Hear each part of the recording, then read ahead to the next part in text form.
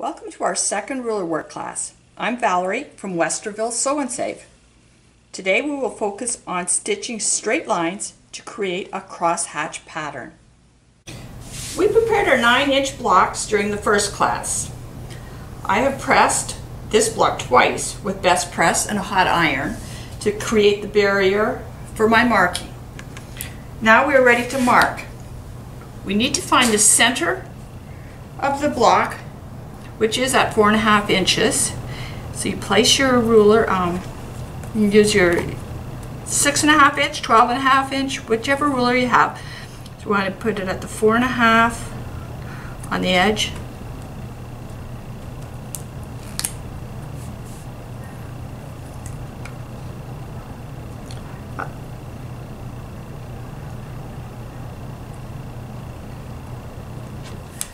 Okay, we've got the center marked, and now we want to make that 6-inch square around for our first row of stitching, which we will double stitch. Okay, I put the 3 right in the center. Mark from the 6 to the edge, and from the corner down to the 6. Just keep in mind this is a 6.5 inch ruler and we only want a 6-inch block.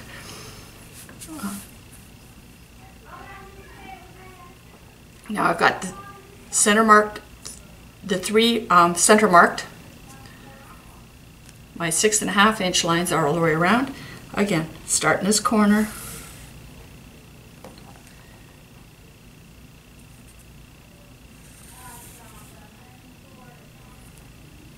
Okay, I've got my 6-inch block marked all the way around the outside edge. For this number 2 block, we want to make a marking line from one corner to the other. Make sure you go through that center, and again do the other, one corner to the other. Your block will be marked with that X right through the center.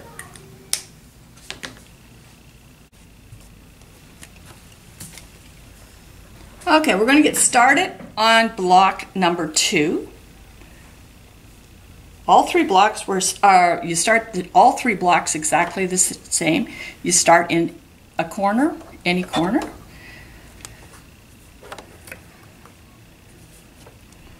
Drop your bobbin thread.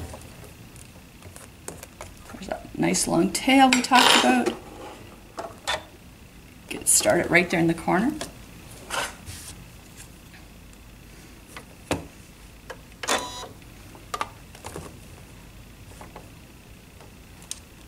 Again, we're going to be stitching right on top of the line.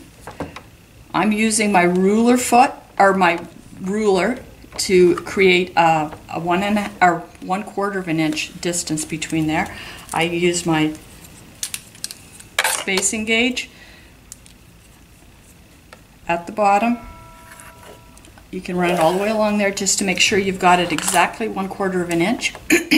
Excuse me. And let's get started.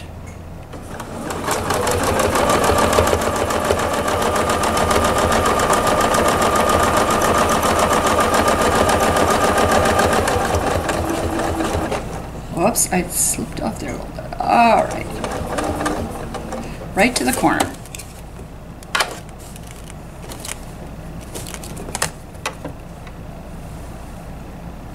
This time I'm going to start and move my ruler. Feel like I have a little bit better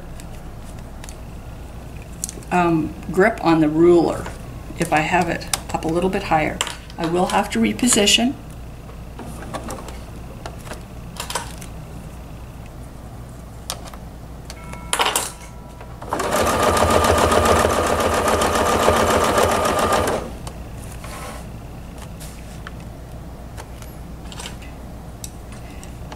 Keep the best control of your ruler and your fabric. You want to keep that sewing between your fingers. Again, similar to free motion quilting.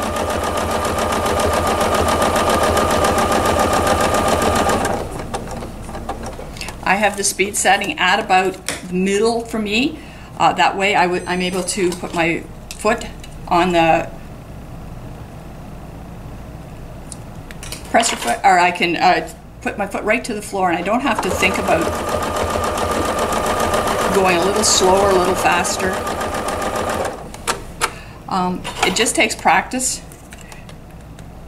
and more practice to get the feel for this.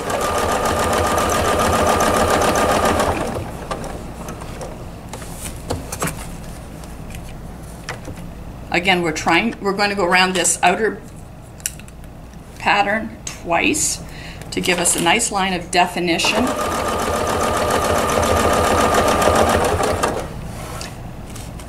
When you're stitching, the denser you're stitching, the more it's going to pull in towards the center, which is the case. And the nice thing with the stitches, or quilt as you go method,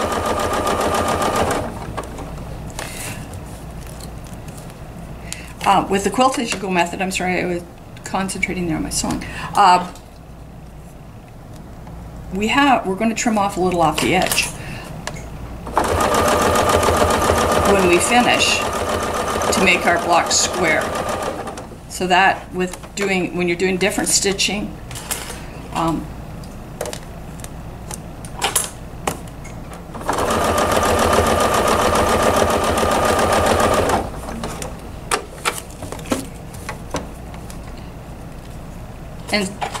okay, so I go back to when you're doing different stitching and different density of stitching, you could end up with your blocks different sizes.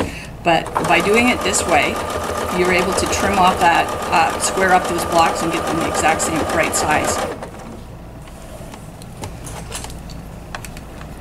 That time, I went a little past my thumb, and I got a little bit off of the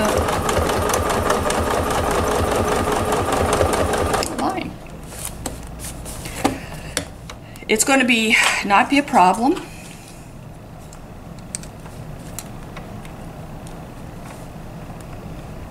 Because we're going to go over that line a few more times. Oops, I am one stitch off here. So, and you can tell, as soon as I got to that corner, whoops.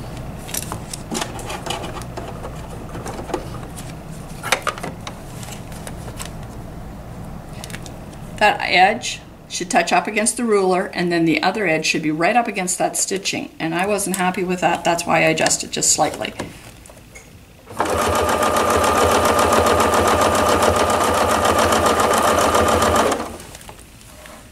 Get to that halfway mark, or about my thumb, and we can reposition the ruler.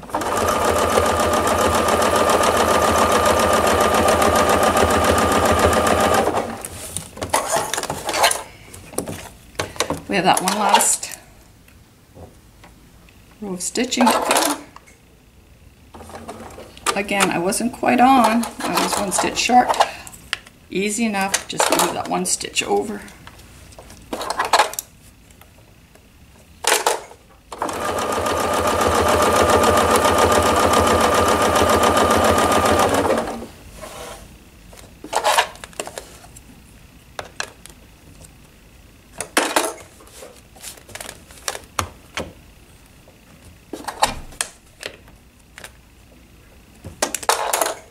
Always easier to measure twice, and so once. Okay, so we did our 2 rows around, 2 rows around, and we're ready to start. So we want to be right in the corner at the top of that line. We're going to come straight through the middle to the other corner. 6-inch ruler is not going to make it. So what we're going to have to do is place the ruler, and we're going to use that center line as our stopping point for this first row. Now, look at the ruler here. I was just going to show you the ruler here. I can use any of these lines. They're all parallel, so we can put one of those lines on top of that middle line that we drew on our pattern to make sure that we are right on as far as the right angle.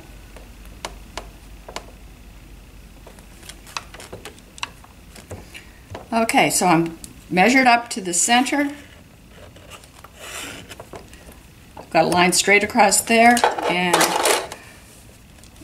you can do it at whatever angle you're comfortable with. I'm going to put this twisted just a little bit there so I'm straight on sewing. And like you can see, I measure, measure, and measure again because I hate ripping out stitches.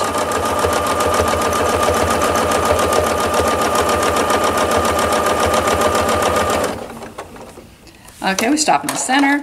We're repositioned. Again, I can use that line right on top of that previously drawn line as one of my indicators. Measure. Spacing gauge goes tight up against the ruler and the other side against the drawn line.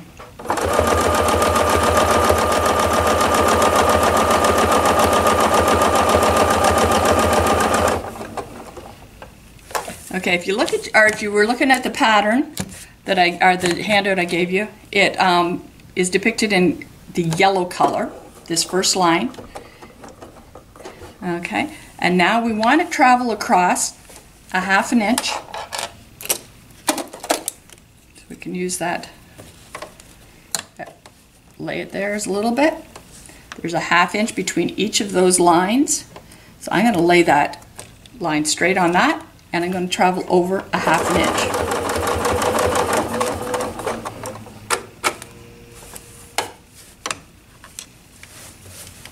And I need to go a little bit farther because I am on an angle.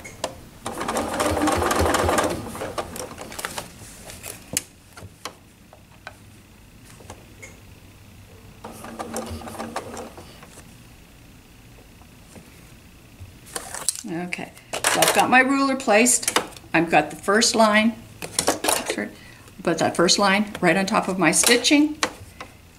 Again, it's going to be too far for that ruler, so I'm going to place this line, white line, right on top of the drawn line. And off we go. I will stop at the halfway point, or at that halfway line. Not critical that you stop right on the line, just a good place to indicate where you are stopping. Again, reposition that ruler. I put the line on top of the white line. It's on top of my drawn line. My white line is right on top of the stitch line, and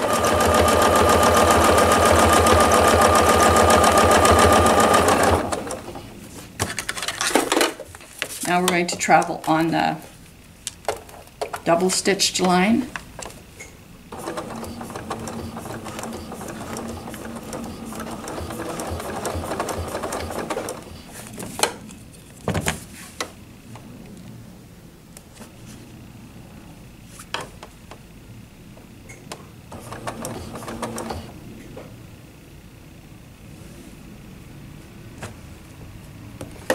Okay, I marked my using the center line on the ruler to be right on the center.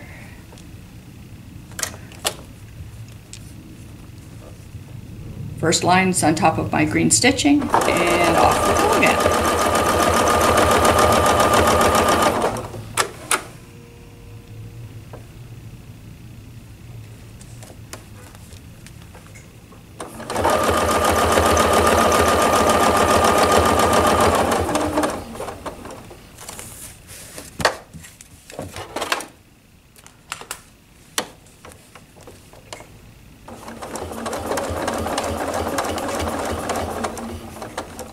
I said in the first class, and I will probably say every time, I just love the ruler work.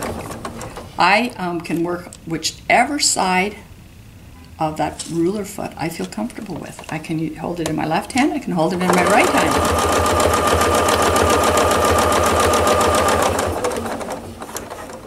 Doing the same thing, I'm using the lines. My line is on top of my stitching, and I know I'm exactly the same distance.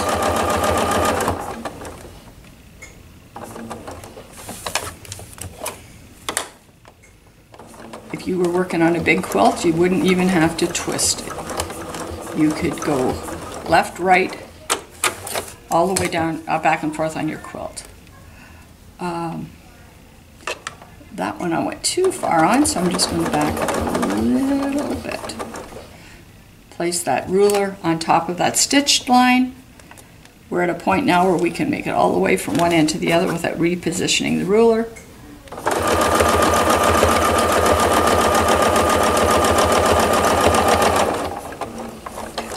There are Westerly rulers come all with the same markings with that half-inch marking, and I have a 12-inch ruler that's just a straight ruler, but it has the same lines on it and makes it extremely easy to, if you're doing a little longer cross hatches, then you don't have to mark quite as often and you don't have to move it quite as often.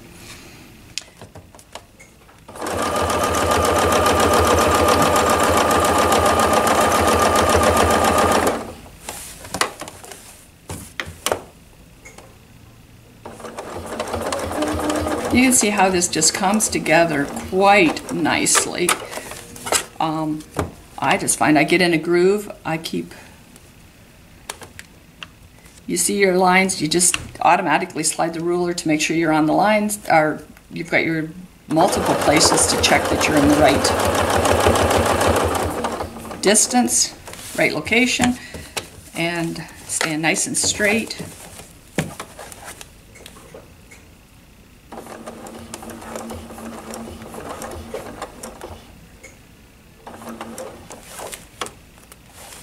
One more stitch there.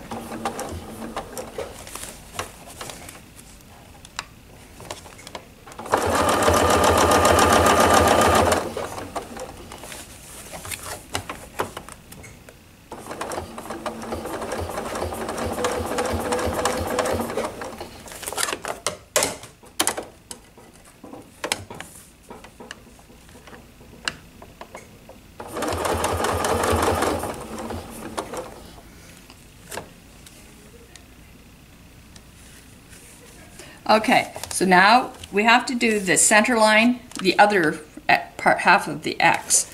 So we need to get right up into the corner. We're going to use the same method as we did the first time. We're going to be right in that corner. We'll use the center line as a stopping spot. On the pattern, I depicted it as a green arrow, if you're following along with that, just so you could kind of follow. So we ended just on the corner, and we had to travel up to, or we traveled down from the corner, I should say. We had to travel up to that corner to be right on, so that we can go ahead and stitch the full line. Using my center again, I'm going to get started here.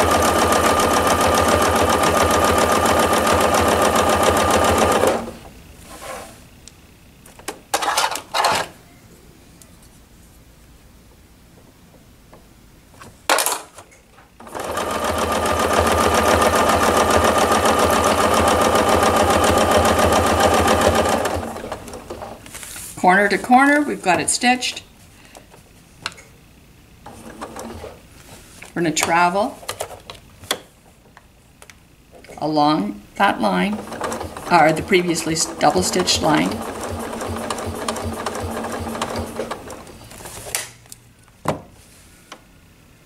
Went a little too far again. It is amazing how you do get comfortable and you start being able to do a little better job. I think I'm thinking of a lot of other things right now. But you hit it.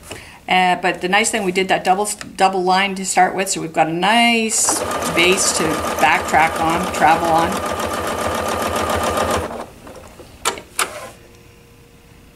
And it doesn't make any difference to the pattern.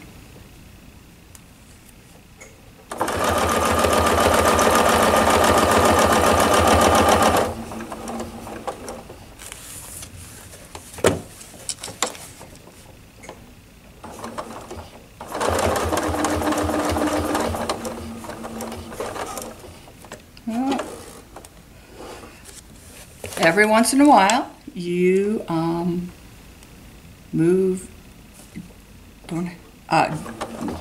still moving your hands when the needle's not in down position. You just pick it up and move it back.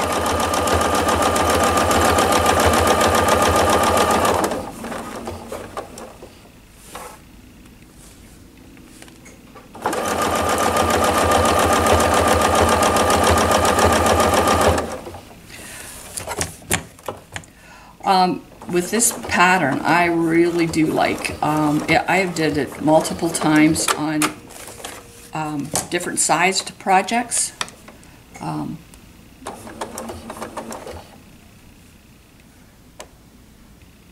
You could use 1 inch and make it into for a bigger quilt, baby quilt. You can use it for the corners of around other ruler work designs to fill in as a background fill.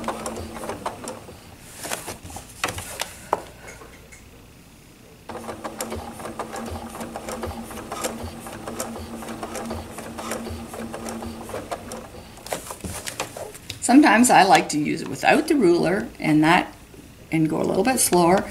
That gives me an opportunity to work on my free motion quilting, which is really how I started into this.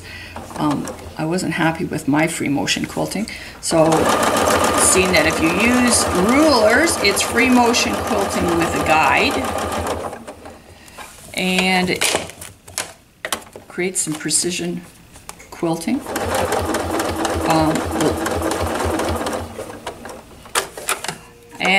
Hopefully I'll get comfortable one day and be able to just incorporate a little free motion quilting with my ruler work.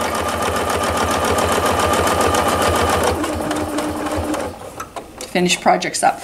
Because your machine is all set up for free motion quilting when you get started on this, it works out really, really well in that you don't even have to change foot. You can use your ruler foot for free motion quilting. So it's all set up, the glider is set up, and you can just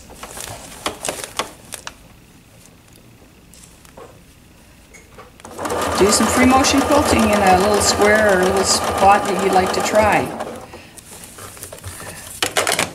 With all of this, the only thing that's stopping you from trying is confidence.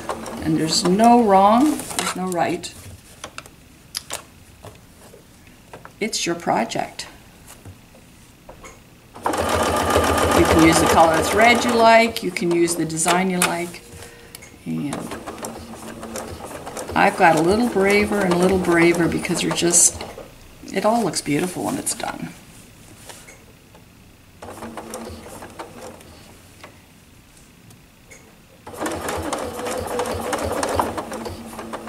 Okay.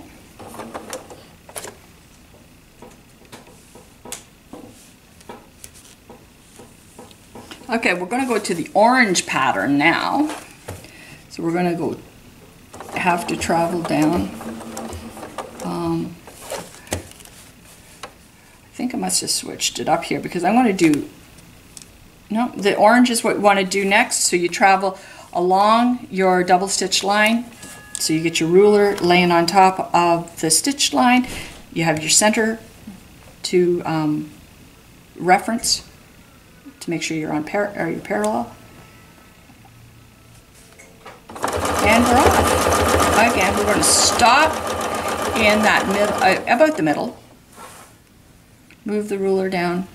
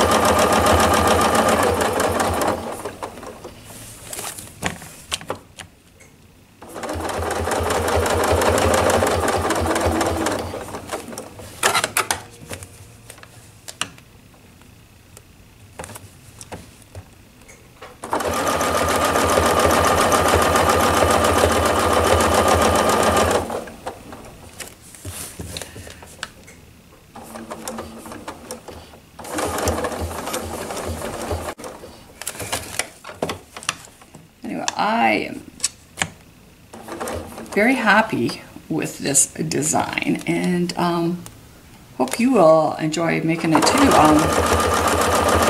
It's a great way to just practice the stitch length, holding the ruler, moving it around, trying it on whichever side.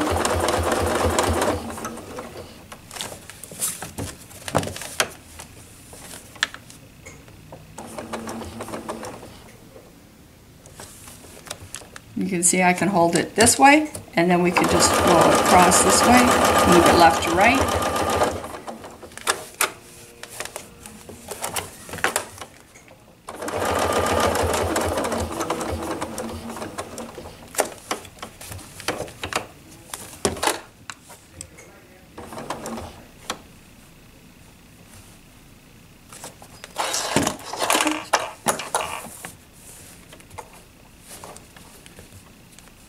Okay, and you can even hold the ruler at the back.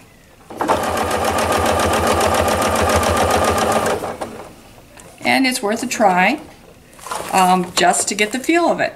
Especially when you're working on something like this. You've been practicing those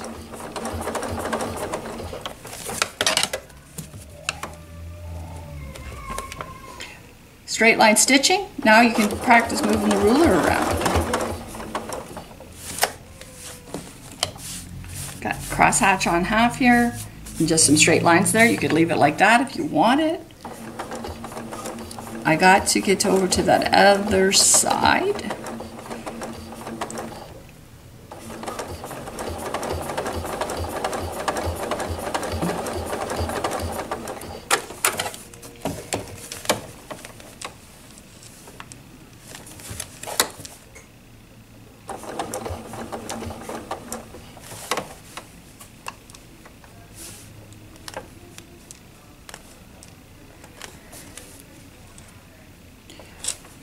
Now, when you look at the ruler and all these lines are matte lining right up on top of my stitching, which confirms I have them nice spaced perfectly. You can't even tell which line we crosshatch, but they were about the middle.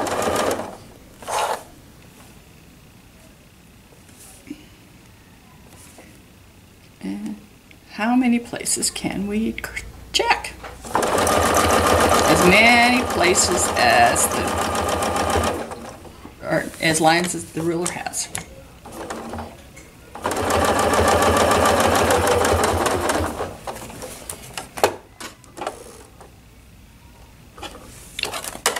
Moved my hands.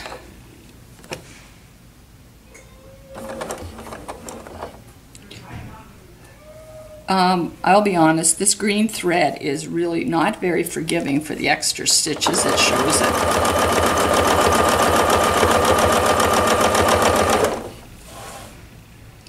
But I was super happy with the light thread on top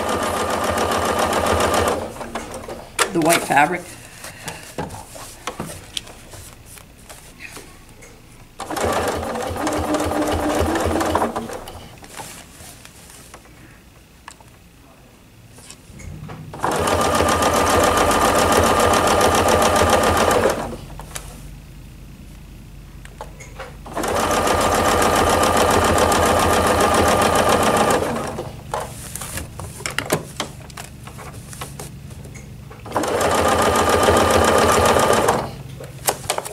If you're wanting to work on a specific project, say for a Christmas placemat or Christmas something, you could definitely use red fabric, green thread, and how festive would that look with just your stitching being the showcase.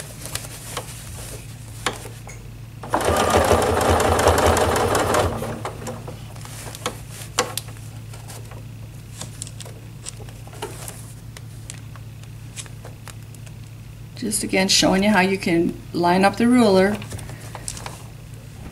fingers down. I do have very, very good control of the fabric and the ruler. Go on sideways.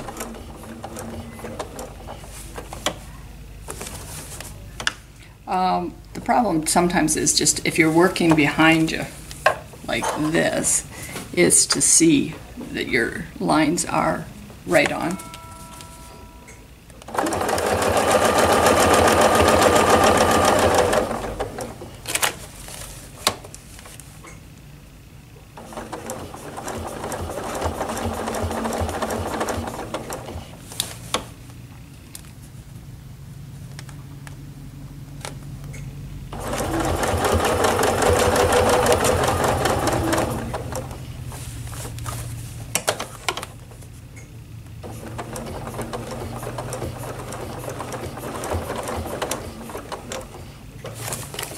And we're just about finished here.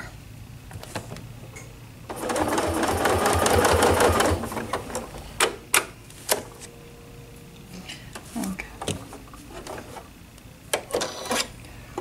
We're going to bring up that bobbin thread.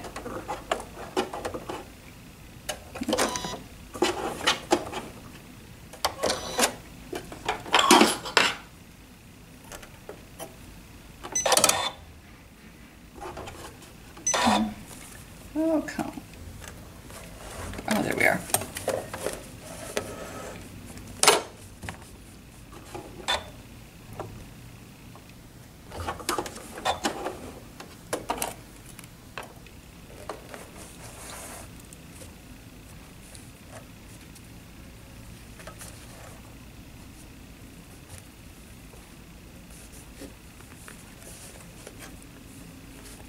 Oops, I got the finger on the wrong thread there. It really is not this difficult. Part of me is asleep.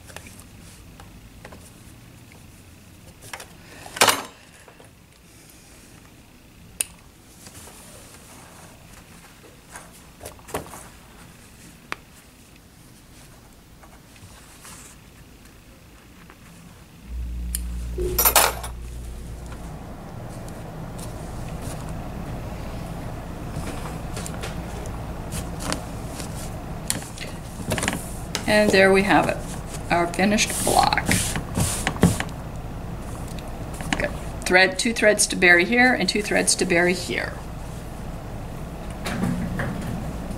Okay, I got one set of threads buried. The other set of threads I thought we would do in a different setting. I was having a very hard time by the sewing machine. So here we are. You have to bury these threads. You have to tie a knot. You can tie a knot with just twisting and pulling. Put that knot down in there. Okay, trying to keep this so we can see it, okay?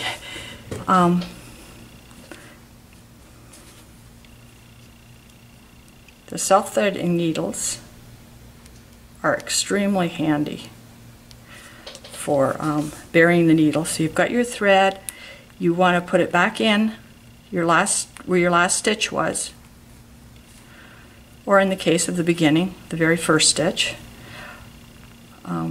Make sure you get in between the 2 layers in the quilt batting. Quick peek to make sure you're not poking out the other side. You pull your thread gently. I usually at this point use my fingers. Give that tug. If you hear it, you can hear that knot bury into your piece. Pull a little bit tight, clip, and you're done. So that's the best way to bury your threads for this block. You just use the same for all of the block.